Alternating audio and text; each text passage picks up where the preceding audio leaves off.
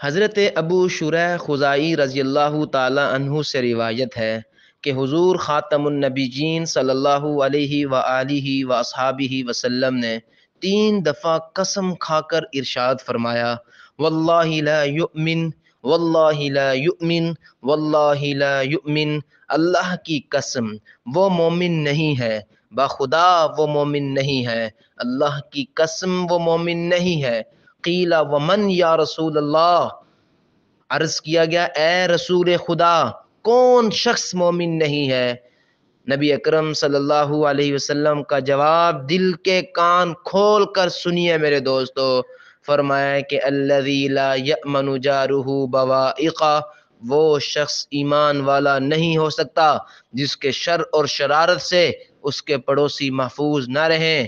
ترمذی شریف کی ایک روایت میں یہ بھی ہے، احسن الی جارک تکن مؤمنا، اپنے ہمسائے سے اچھا سلوک کیجیے اور مومن بن جائیے۔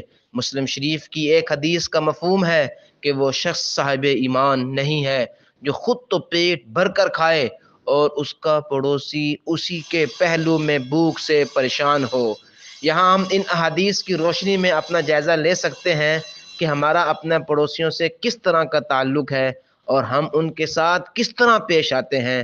ضمیر جواب دے گا اور دل فیصلہ کرے گا کیا ہم واقعی مومن ہیں۔ اور یہ بھی سوچیں کہ رحمت عالم صلی اللہ علیہ وآلہ وصحابہ وسلم نے 3 دفعہ قسم کیوں اٹھائی ہے؟